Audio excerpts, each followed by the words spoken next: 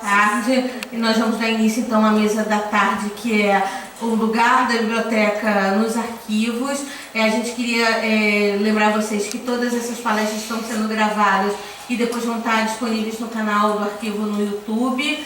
Que amanhã a gente tem uma mesa à tarde sobre documentos eletrônicos.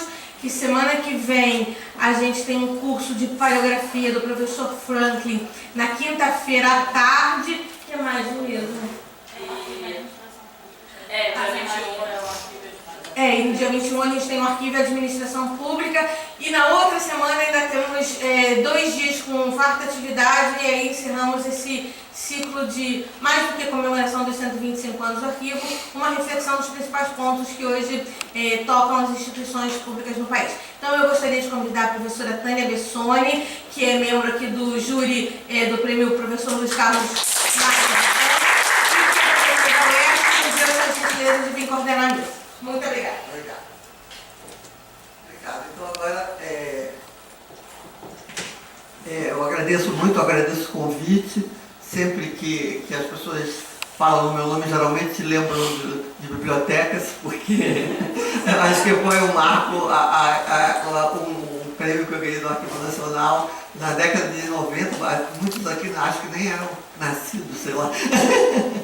Enfim, é um tema que é muito caro a mim, eu estudo há muito tempo, e é um prazer poder compartilhar e ver como é que hoje em dia outras instituições estão trabalhando nesse sentido, né? Porque, lógico, o meu foco é sobretudo século XIX e muitas coisas aconteceram nas vidas dos acervos e das bibliotecas desde então.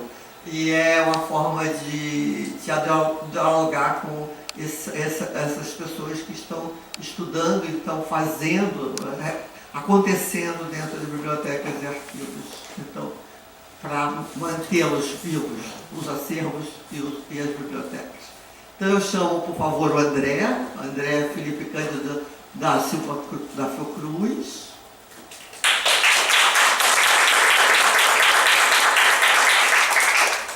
André, eu chamo Carolina,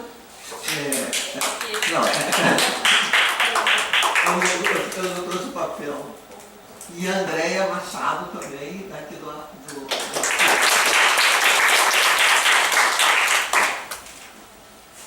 Bem, vamos seguir a ordem do programa, e eu queria dizer que todas essas falas vão ficar controladas num período de 20 a 30 minutos, né?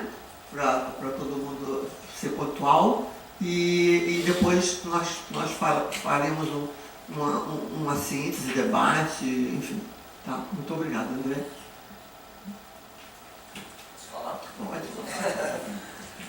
Boa tarde a todos. Eu queria agradecer muito pelo convite. É uma grande satisfação estar aqui.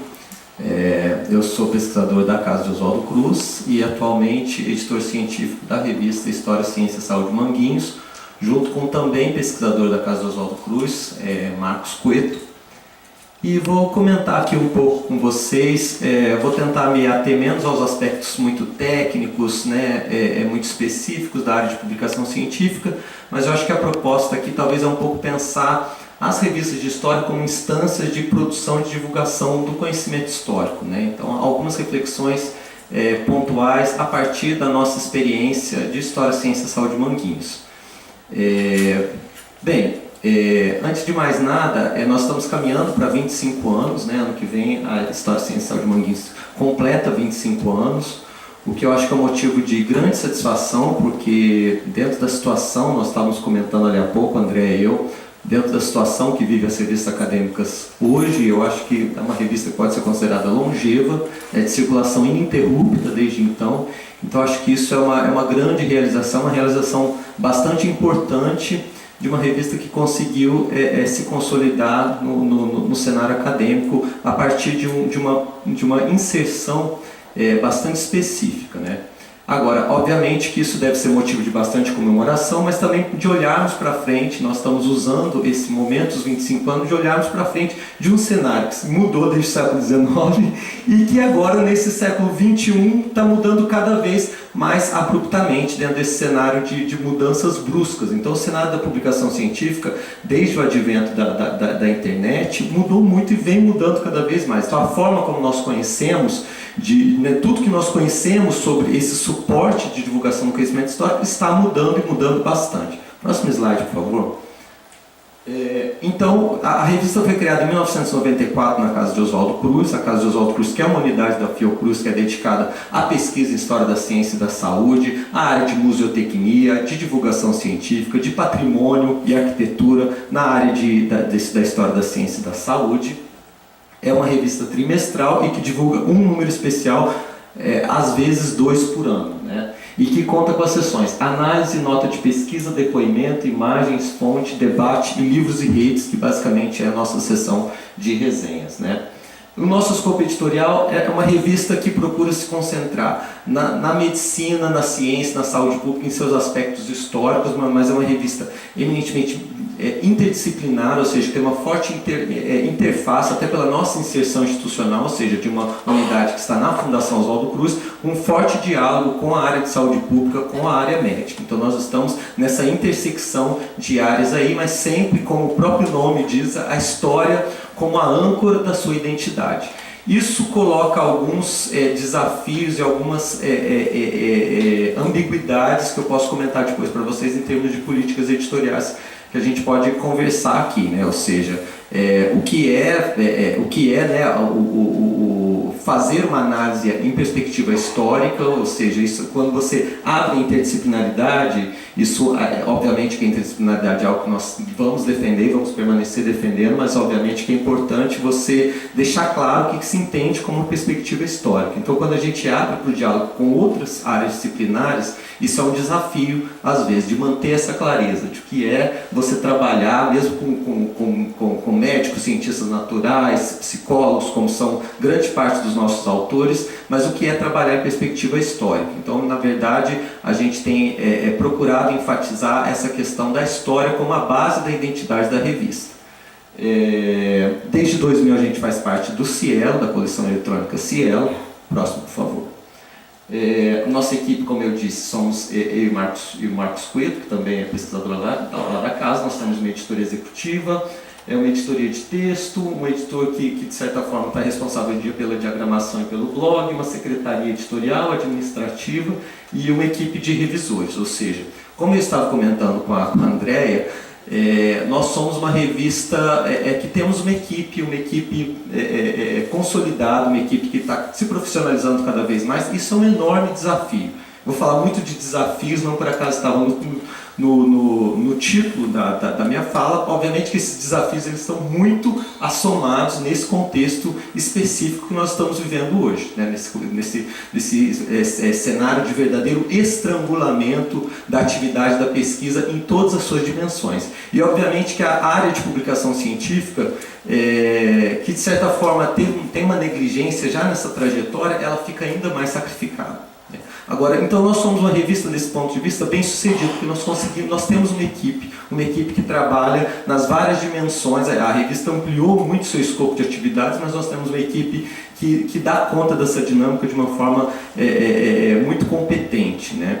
Agora, nós temos essa equipe, que eu acho que é fundamental para nós pensarmos revista, porque nós temos uma instituição que dá muito valor às suas publicações. Desde que o Oswaldo Cruz, lá no começo do século XX, criou o Instituto Oswaldo Cruz, na época, quando ele criou o Instituto Oswaldo Cruz, logo depois surgiram as memórias do Instituto Oswaldo Cruz, que existem aí até hoje, uma revista bastante bem sucedida na área biomédica. Então, é uma instituição que apoia os seus periódicos. Eu digo isso porque isso é fundamental. Porque se nós formos ficar ao sabor... Eu vou adiantando aqui vários aspectos, se ficar meio caótico, porque hoje depois no debate a gente pode conversar melhor. Mas é fundamental por quê? Porque para você ter política editorial bem sucedida, para você conseguir pensar o periódico que você quer ser, profissionalização, você tem que pensar em sustentabilidade financeira.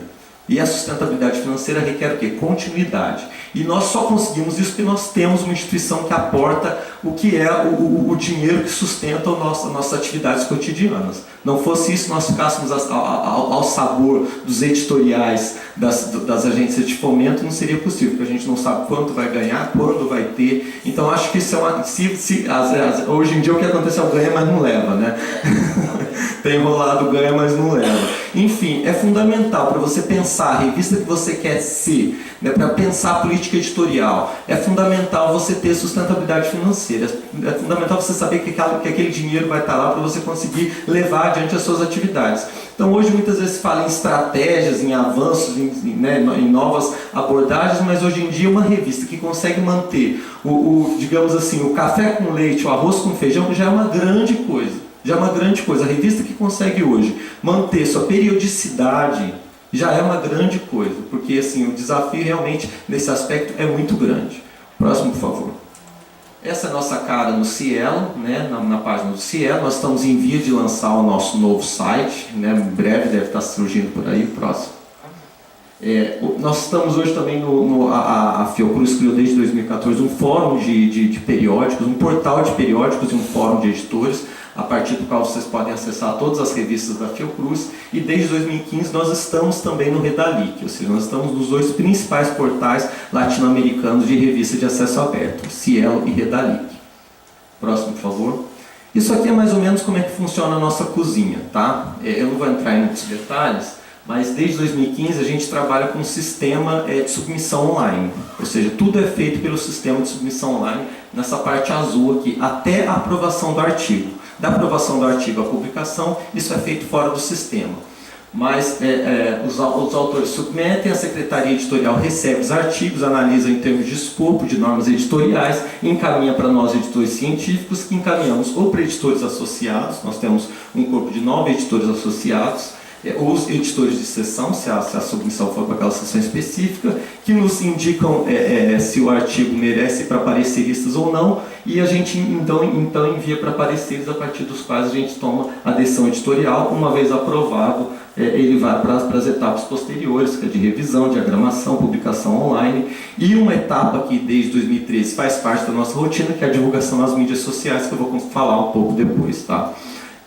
Hoje inclui também, aliás, desde 2006, um aspecto importante da revista é a versão de artigos em espanhol e português para o inglês, né? Então a gente realiza isso desde 2006, é uma atividade que a gente intensificou nos últimos 3 anos. A gente fez um convênio com a Fundação Wellcome, né? Então a gente tem um aporte de recursos para verter, hoje quase metade da revista no digital, no formato digital, já está disponível bilíngue, né, em português e inglês. Esse é um aspecto importante, obviamente, da internacionalização, eu vou conversar sobre isso um pouco depois, mas é um ponto bastante importante que também demanda bastante recursos do nosso orçamento hoje, recursos de trabalho, né? Próximo, por favor. Bem, aí eu vou comentar aqui alguns dilemas rapidamente, que eu acho que quem lida cotidianamente com a tarefa da rotina, com a rotina editorial em si, sabe como é que é, né? Que é o que? É o problema de pareceristas, né? Cada vez mais os editores, aliás, é uma reclamação crônica, na verdade, de editores, né? Mas é uma questão, né? Hoje em dia está se discutindo a ideia do modelo de acesso de pareceres abertos, publicação contínua e pareceres abertos, que está em vias de ser adotado, já está sendo adotado por várias revistas, mas estão havendo muitos questionamentos acerca do modelo de avaliação por pares, duplo cego, tal como a gente conhece hoje. Mas hoje a gente sabe que conseguir recrutar pareceres e bons pareceristas se torna cada vez mais difícil. Isso já muda tudo, porque a base do trabalho editorial é a confiança em bons pareceres. Os editores só conseguem realizar um trabalho editorial consistente com o apoio desse sistema da comunidade acadêmica que é baseado na pura solidariedade, né? Nós não pagamos, né? No máximo muito obrigado que a gente pode dar aos pareceristas, e hoje em dia, com as rotinas cada vez atribuladas, fica cada vez mais difícil conseguir pareceristas disponíveis e dispostos a dar bons pareceres, né? Também a questão do artigo também como uma forma de divulgação do conhecimento, ele é mais circunscrito historicamente. Se a gente for ver, a história é uma área que está muito acostumada, obviamente que tem revistas de história há muito tempo, né? Mas na verdade, como uma forma privilegiada de divulgação do conhecimento, é uma coisa relativamente recente, a gente pode dizer. Então, existe também algumas questões relacionadas ao pouco treinamento nessa forma de escrita, né?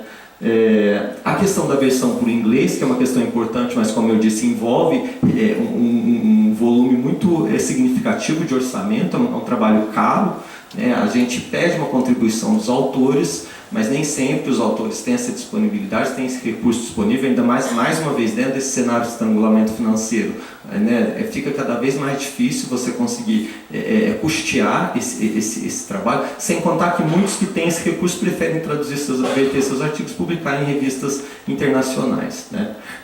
A questão da profissionalização da equipe, da sustentabilidade financeira, a rotina editorial ela é cada vez mais complexa. Então hoje a gente trabalha com sistemas, a gente trabalha com métricas, a gente trabalha com acompanhar isso demanda uma profissionalização. Quando eu entrei na revista é um mundo completamente novo, cada vez mais complexo. Então, não só você lidar com o sistema de submissão online, com esses sistemas todos online, mas como acompanhar isso. É um cenário que se complexificou muito. Então, cada vez mais você precisa ter uma equipe de profissionais e que se dedicam full time à revista. O que nós temos hoje são os acadêmicos, que compartilham suas milhares de tarefas, né, e aí conseguem com bolsistas, né, os bolsistas de iniciação, seja muito na base da improvisação. Só que essas tarefas são cada vez mais complexas, cada vez elas demandam mais conhecimento especializado. Então a questão da profissionalização é uma questão importante, ou seja, ter uma equipe de profissionais que conhece aquilo com que está lidando é uma questão importante, né? A questão dos editores associados, ou seja, hoje em dia um aspecto que vem sendo discutido é a questão da rejeição imediata de artigos. Então, cada vez mais que você consiga rejeitar os artigos, ou seja, que você, exatamente por essa questão de dificuldade de recrutamento de pareceristas, que cada vez mais você consiga, até com uma agilidade de processo editorial, mandar para análise por parecer